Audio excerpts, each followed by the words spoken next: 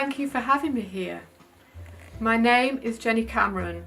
I was born and raised in northern England and now live on a horse farm in a remote area of the Scottish Highlands. My passion is landscape photography. Although this year, with the coronavirus preventing me from travelling, it's been more about horses, which I'm very much enjoying. As long as I'm outdoors, that generally keeps me happy.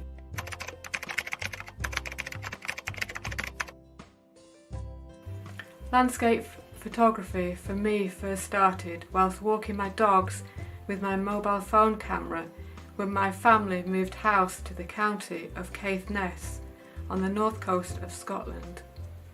I soon realised I was taking more landscape photos rather than my dogs. A few years later, in 2015, I decided it was time to take the plunge and purchase my first DSLR camera.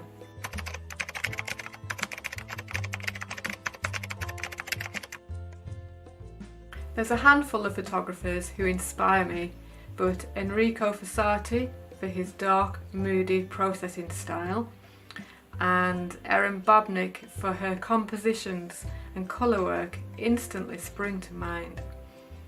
Although it's surprising how other arts can be inspirational too. Recently I've started watching a painter called Bob Ross on TV. He makes you believe anything is possible. You can do anything you want. This is your world, and the approach that anyone can be an artist. If you've never watched it, it's called The Joy of Painting with Bob Ross.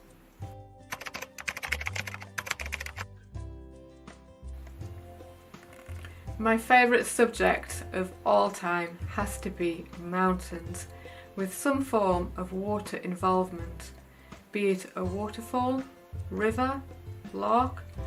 I absolutely love water. I think mainly as it's relaxing and portrays movement in the image.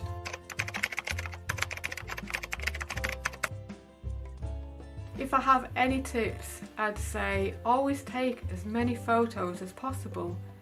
Different compositions, exposures, focal lengths and angles. It's better to go home with too many than not enough, rather than think, why didn't I do it this way or that way? Take many variations. Think about your composition. Really explore the area you want to photograph first with just your mobile phone camera and get a feel for it. This can often take me over an hour. Then refine with your camera, and once you're happy, and only then, put your camera on the tripod.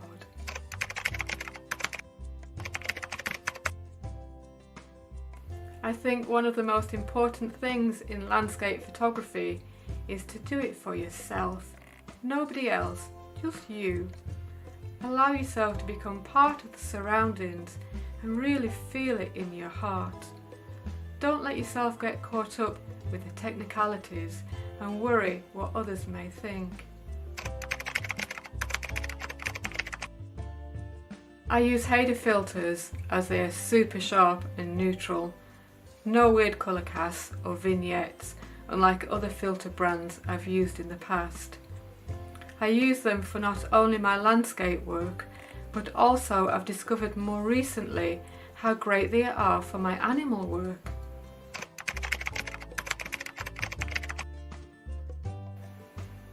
I really do use all my Haida filters. However, the M10 circular polarizer is the one I use most. Then I'd say the Red Diamond Reverse Grad 0.6 neutral density, which is a 2-stop. Such a subtle yet effective filter for sunset and sunrise, especially for seascapes. This filter gives me great pleasure as it brings back the stunning detail in the brightest blown out areas. Both of these filters cannot easily be replicated in post-processing.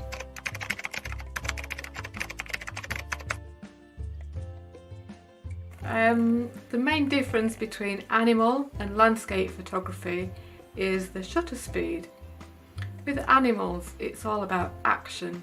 They can suddenly move fast and change direction. This means you have to too. Try to predict where they will move next from reading their body language. Whereas landscape work, it's more about relaxation for me, usually doing long exposures and pondering over the meaning of life. I think this is why I rarely suffer with downtimes when artists aren't inspired, as I flick between the two genres.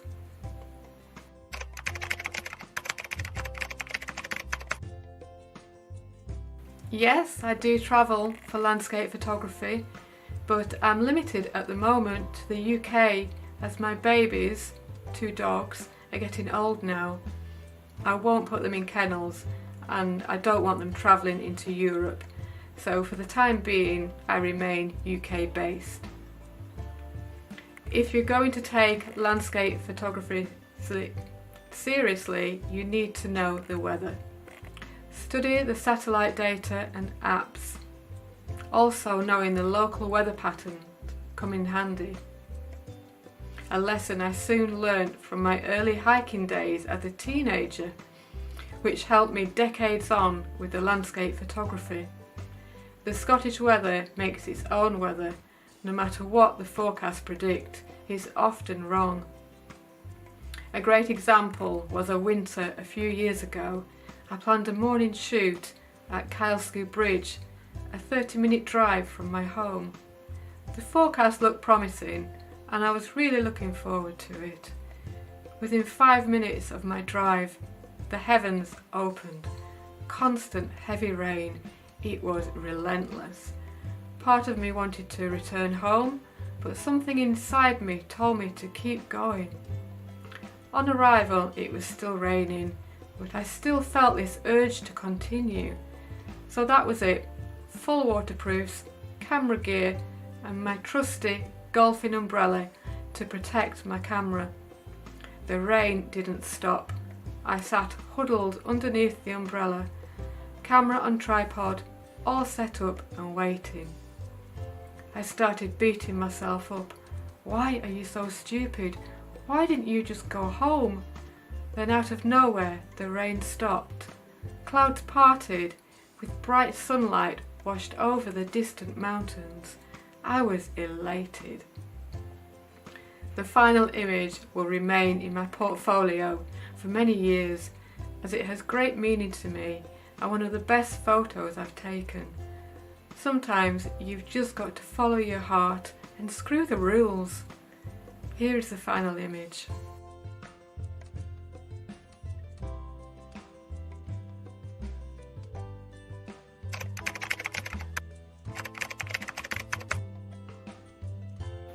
I think my proudest moment was my first publication on the front cover of an exclusive Scottish magazine called Scottish Field, where the creative editor tracked me down to use an image of some cows we had on the farm one winter. Also, the invitation to write and publish my own landscape photography book has been an extremely rewarding and proud moment.